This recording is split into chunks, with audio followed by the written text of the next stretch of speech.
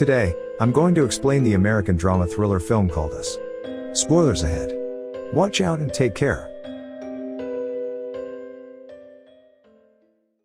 It is 1896 in Santa Cruz. Addie is out with her parents at a carnival at Santa Cruz Beach Boardwalk. She looks around the carnival, noticing various activities going around her. Her mother is going to the bathroom, while her father is playing a game. Addie is left unattended, so she wanders off to look around. First, she goes to a beach by the carnival, then she enters a fun house. The lights suddenly go out, and Addie is stuck in a house of mirrors. Suddenly, she encounters her doppelganger. Cut to the present day, a family of 4 drives to Santa Cruz, California.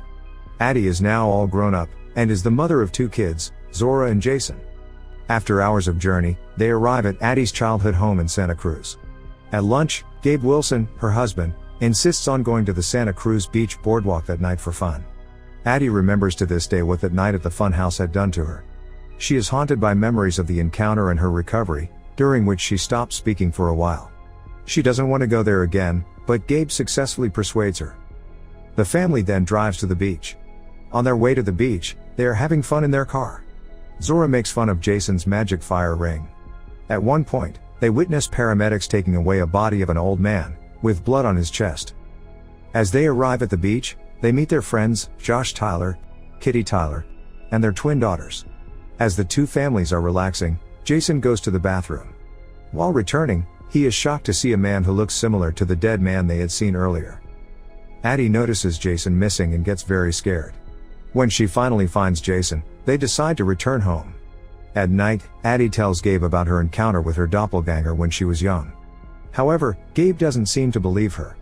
As they talk, the lights go out. Suddenly, Jason arrives and tells his parents about a family standing in their driveway. They look through the window and see a family of 4 standing there. Zora comes out too. Addie freaks out and calls the police, as Gabe goes out to tell them to go away. But the family doesn't answer, and just stands there. Gabe takes a baseball bat and goes out again. This time, they start walking towards him. He feels threatened, so he comes inside and locks the doors. However, the people outside find a hidden key and come inside. The family is surprised to notice that the intruders are their doppelgangers. They corner the family in their own living room, threatening them with scissors. They make them sit in front of them.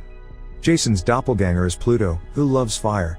Zora's double is a sadist named Umbri, Gabe's double is Abraham, and the group leader seems to be Addie's double, named Red. She is the only one who can speak, and has a guttural and raspy voice. Red tells them that they are the Wilson family's shadow, and are called the Tethered. The Tethered share a soul with their lookalike counterparts and have been living as their shadows their whole life. But now, they have come to untether themselves. Red tells them a story about a girl and her shadow, referring to herself and Addie. While Addie ate good and warm food, Red had to eat raw-blooded rabbits. Addie was given soft toys to play with, while Red's toys were sharp and cold. Addie met Gabe, her loving prince, but Red had to marry Abraham because he was tethered to Gabe. Similarly, Addie gave birth to a loving daughter, Zora, but Red gave birth to a sadistic monster, Umbri. At last, she says that Addie had doctors to operate on her and help her birth, but Red had to do it all herself. Red has come to despise Addie and her perfect life. So, they have come out of the shadows to claim their life. After explaining, Red makes Addie handcuff herself to the table. Abraham drags Gabe away to the other room. Umbri chases Zora through the streets, while Pluto forces Jason to play with him. The intruders' plan is to separate the Wilsons, terrorize them, and kill them. Pluto and Jason are playing with fire in a tiny room, where Jason sees Pluto's scarred face for the first time. Zora is hunted down by Umbri. As she is about to stab her with a pair of scissors, a man stops her. Zora runs away as Umbri stabs the man to death. Meanwhile, Abraham hits Gabe, making him go unconscious. He then puts him in a garbage bag and into the boat. Gabe tears a tiny hole in the bag and notices the baseball bat beside Abraham. The boat suddenly stops. Taking this opportunity, Gabe comes out of the bag and hits Abraham with the bat, sending him into the water. But as the boat starts moving, Gabe falls in the water as well. Gabe sees the boat stop and climbs on top of it. Just then, Abraham attacks him from behind, but he pushes him back to the water and kills him. Gabe then takes the boat towards the house. Meanwhile, Jason realizes that Pluto mirrors his actions. He distracts Pluto with his fire ring and manages to run out and lock him inside the room. Red hears the noise. She goes in and unlocks the door for Pluto. She looks around the house for Jason. Then, she finds Addie's old stuffed toy and cuts its head off. Addie is still cuffed to the table, but she notices a fireplace poker nearby. She manages to grab it and free herself of the cuffs. She then finds Jason and runs out of the house. They find Zora in their driveway. Gabe comes there with his boat at the right time. The family immediately gets on it and manages to escape. Elsewhere, the Tyler family is in their home when Kitty hears a noise. She tells Josh to check what it is. All of a sudden, their doppelgangers appear and kill the family within seconds. Just then, the Wilsons arrive there. Addie asks Josh's double for help. When he opens the door for her, she realizes that it isn't him, and hits him in the head with the fireplace poker.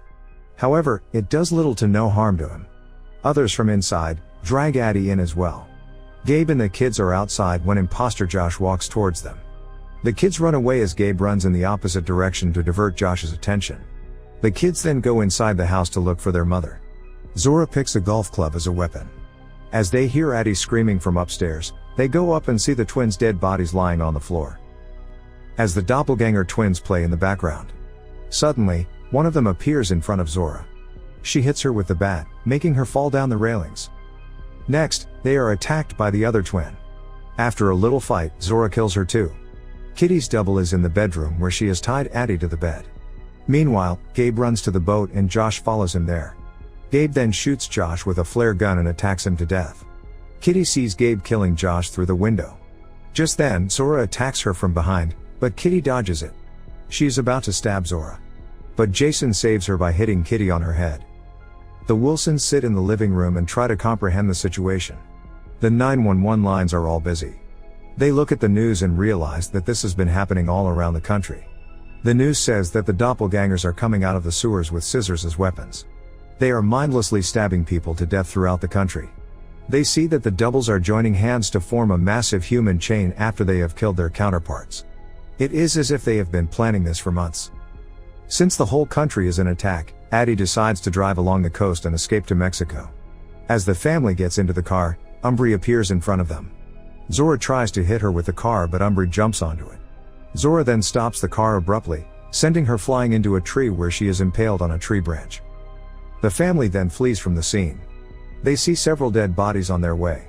They are stopped by a car burning in the middle of the road. Jason's double, Pluto, appears there. Addie goes out to fight him while the others stay in the car. Soon, Jason realizes that this is actually a trap.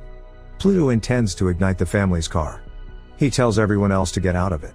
Before Pluto can light the match, Jason remembers that the doppelgangers mirror their movements, so he starts walking backward. This makes Pluto walk backward too. In the end, Pluto reaches the burning car and burns to death himself. But just then, Red comes out of her hiding and kidnaps Jason. Addie runs after them. She sees the long human chain of doppelgangers standing across the beach. She then reaches the place she had entered all those years earlier. She walks around it and finds a door that leads somewhere downstairs. A rabbit comes out of the door. She goes down and discovers a huge place. It looks like a secret establishment.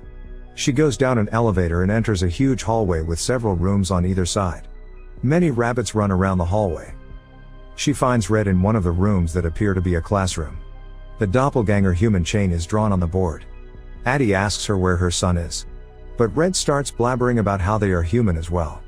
She then reveals the secret of their existence. Red explains that the tethered, also called the shadows, are actually artificial beings created by the government to control the originals on the surface for their own twisted purposes. The project aimed at creating clones that were connected to the people through their souls. The purpose of this project was to use the clones to control people like puppets all over America. But the experiments failed, and the tethered were abandoned underground for generations, mindlessly mimicking the actions of their counterparts and surviving on rabbit meat. That night, Faith had brought Red and Addie together. The other quickly realized that Red was different. So they selected her as their leader. They planned this for years. They wanted vengeance on their counterparts, but more than that, they wanted to create a statement of their existence. Hence, they decided to form the human chain. After Addie's encounter with Red, her parents had admitted her to a ballet dance class. So, Red used to mimic Addie and dance too. According to her, dancing was the reason that saved her. Then, they start to fight in the form of ballet. Red graciously dodges all of Addie's attacks. She has the upper hand in the fight. Red runs through the hallways, as Addie follows her with the fireplace poker in her hand. Their fight grows more and more intense. Suddenly Red leaps at Addie with a pair of scissors from behind. But before she can get her, Addie stabs her with the fireplace poker, killing her. As Red is on the verge of death, she whistles the same tune Addie had heard the first time she met Red. This agitates Addie, so she strangles Red with her handcuffs, and kills her maniacally. She then finds Jason hiding inside a locker nearby. They both go outside, and find Gabe and Zora hiding inside an ambulance. The family then drives away in the same ambulance. As Addie drives, we see the flashback of the night she met Red. Addie was face to face with Red. Red suddenly choked her unconscious. She had then dragged her down to her room and handcuffed her to the bed. Red changed into Addie's clothes and took her place in real life. That night, Addie's parents took home their daughter's doppelganger. This explains why Red is the only tethered who could talk and thought differently, leading the revolt. Red's voice is damaged because her double choked her, damaging her larynx, and making her voice raspy and guttural. This also clarifies why Addie, as a child, wasn't able to talk after she was found at the beach. Shadows don't know how to speak. Over time, Addie's shadow learns to speak and becomes a regular person, capable of love and laughter, and forgets that she is a clone. The movie ends as we see a several miles long human chain formed by the doppelgangers. Subscribe for more videos like this, turn on notifications, and leave a like to help the channel out. Thank you for watching.